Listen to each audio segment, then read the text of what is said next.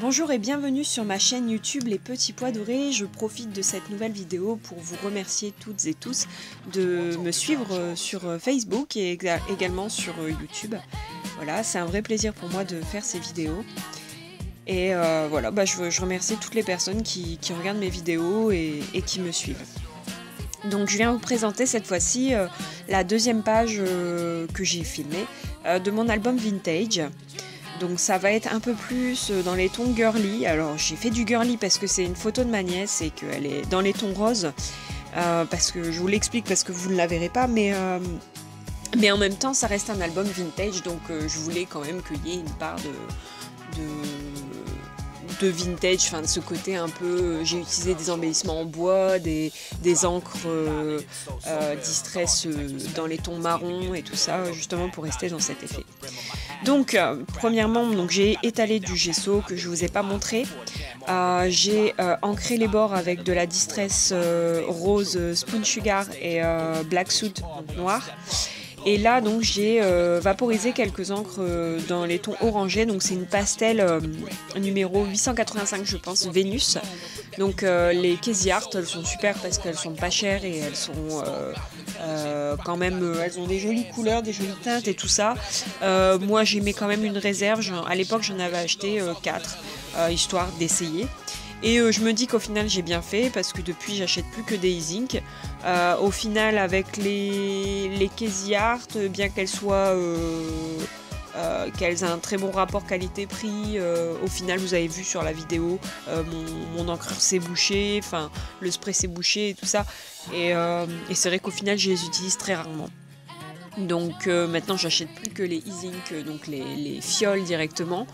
Voilà, après c'est un choix, j'ai jamais essayé d'autres encres en fait. Donc ici j'ai donc mis un peu de spray, d'encre en spray Casey Art donc sur ma page. Ensuite j'ai collé un apron, donc un apron qui vient d'un magasin de cuisine, enfin d'un rayon cuisine d'un magasin plutôt. Et j'ai superposé une série de papiers. Donc là j'ai pas les collections, mais de mémoire. Ça doit être Casey Art pour le papier blanc avec les triangles roses et le gris également, on le voit pas très bien d'ici, mais la petite bande grise foncée, ça doit être aussi Casey Art. Et le fond, c'est peut-être My Man's Eyes ou quelque chose comme ça. Si jamais vous voulez vraiment les collections, je peux regarder, il n'y a pas de problème. Donc préalablement, j'ai maté ma photo sur un papier noir, comme je vous ai montré. Parce que c'est une photo que j'ai retravaillée et j'ai utilisé un effet vignette, donc avec vraiment une ombre autour de la photo, une ombre foncée. Et donc là j'ai ancré des petits embellissements en bois que j'ai acheté à la foire fouille, donc des cœurs.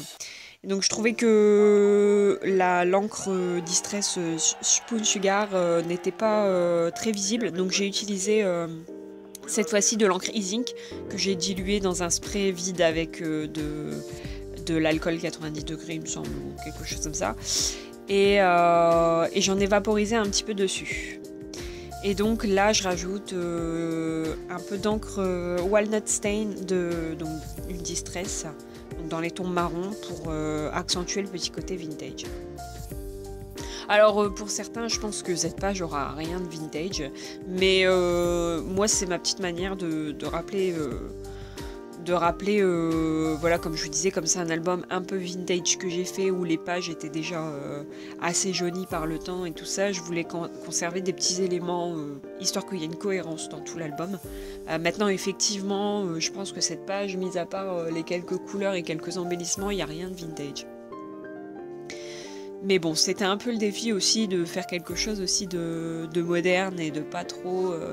d'essayer de mélanger les genres, quoi. Moi j'aime bien essayer de mélanger les genres, mais faire en sorte que ce soit quand même cohérent. Donc là j'ai rajouté 2 petites découpes de flèches. Et donc là je vais faire quelques tampons. Alors c'est un tampon de fond de la marque Lone Phone. Alors il est super, hein. Le problème c'est que j'aurais dû le faire avant de faire tout ça. Mais bon, j'ai voulu rajouter ça après, donc bon, c'est pas très grave. Donc je vais d'abord commencer à le tamponner avec de la Walnut Stain. Alors oui, c'est de l'encre aquarellable et c'est pas l'idéal pour faire tout ce qui est tampon. Mais je voulais justement un effet, voilà, un peu estompé, je voulais pas forcément que les motifs soient parfaitement tamponnés, donc ça me convenait parfaitement. Maintenant, j'ai voulu rajouter la même chose mais en embossage argenté. Le problème c'est que comme il y avait eu beaucoup d'encre et beaucoup de spray et tout ça sur ma page, toute la poudre a collé. Et à l'époque j'avais pas encore de coussin antistatique, etc. Donc sur le coup je me suis dit tant pis, je vais quand même l'embosser. Et puis au final vous voyez que ça fait un effet un peu spray. Et finalement ça me plaisait bien. Je me suis dit... ça donne encore un petit côté mal fait, un peu vieilli et tout ça, donc moi ça m'allait très bien. Ensuite j'ai réalisé des petites étiquettes, donc ça c'est des tampons Aladdin.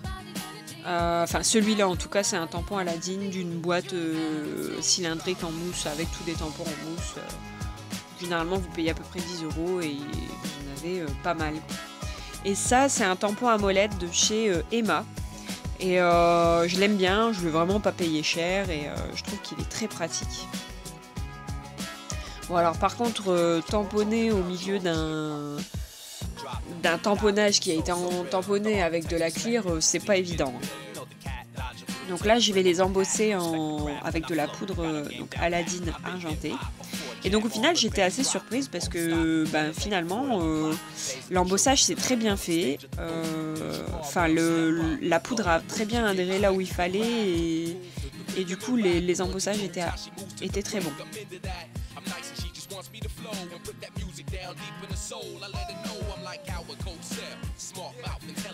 Donc voilà les étiquettes embossées. Donc maintenant je vais les découper.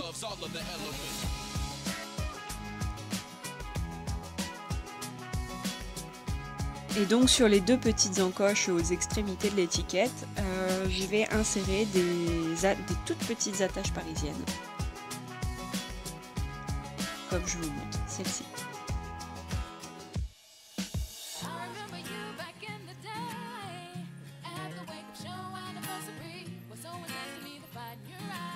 Donc je commence par percer les endroits avec mon poinçon. Et ensuite donc je vais insérer les attaches parisiennes. L'idéal c'est de les attacher sur un papier. Le problème c'est que moi ma page était déjà, j'avais déjà commencé à la décorer et tout ça. Donc en fait j'ai replié les attaches parisiennes à l'arrière et j'ai coupé les excédents. Avec une pince, vous voyez sur ma droite, il y a une pince coupante. Donc voilà, là je cherche où je vais les mettre. Donc je vais les mettre sous ma photo finalement.